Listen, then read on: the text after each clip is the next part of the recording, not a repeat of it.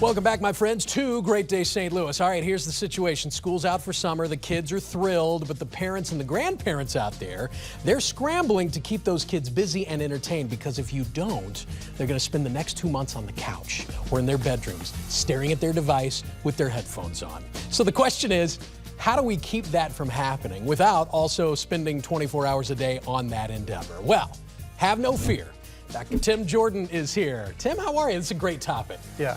And he recently did a podcast about this. We'll talk about that in just a little bit. But rule number one, you say, and I'm going to quote here, fire yourself as your children's entertainment director. Yeah. What do you mean by that? Well, too often I think we've trained our kids to need us to handle their boredom. So they come to us, and by July 1st, we're like, okay, when is the vacation over? It's like, what do? I'm bored. I don't have anything to do. And so I think you can, first of all, fire yourself from that job. But right. I think prepare yourself and your kids for that moment, because you can have some family meetings and discussions about, what do you guys want to do this summer? What would be fun for you? I don't want it to be running around trying to get you guys happy all the time. So what would be happy? And so talk about activities. A lot of people in St. Louis never visit St. Louis unless company comes into town. Yep. So you can talk about what are some field trips we could make.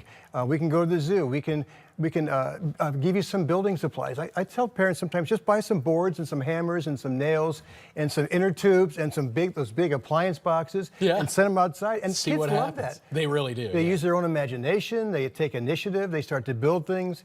You can create some ideas with them, like what would be fun for you. Then find the supplies, and then when they come to you, then it's easier to say. So it sounds to me like the underlying theme is not to build too rigid a structure around this, to enable them some control over what they're doing and some creativity in the process. So much of their time is structured. Yeah.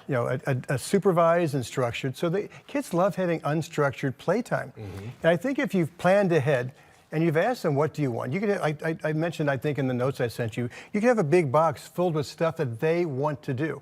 So you could have puzzles in there, and you could have art journals, you could have crayons, you could have colors. You can buy string and make bracelets. You can, you can have building things, you have Legos and Lincoln Logs and all the things that they like, that they choose, so that when they come to you and say, I don't know what to do, you can say, why don't you go to the play box you made and find something to do? I think you just answered this question, but one of the burning questions we all have for you when we talk about this is, how do you handle that dreaded phrase, I'm bored? What are you supposed to do when they come to you and they say that? Well, you smile and say, well, so what will you do? Yeah, all right. And you don't need to have a 30-minute discussion every time about all those things, but you talk about ahead, you plan, you buy, they buy with you, they choose it, so then it's not like a punishment. It's like, this is stuff that they want to do. They just haven't thought it through yet. So if it's already there, the supplies are there, it's easy to direct them to go take out something from your box and play. We live in the real world, obviously. We're not necessarily trying to replace their device. We know they're still going to have some screen time from time to time, but we're supplementing it. We're keeping them from being attached to that 24/7 at the end of the day. It's easy for them to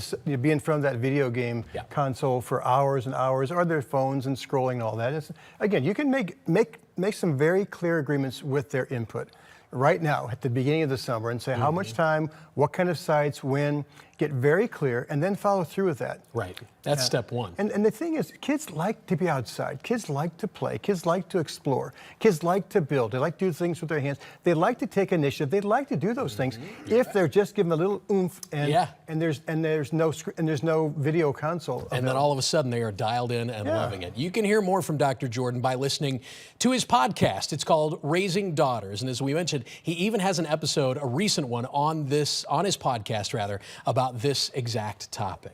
We'll also post this segment on our website, firstalertford.com/greatday, right after the show. Great to chat with you as always. Thanks.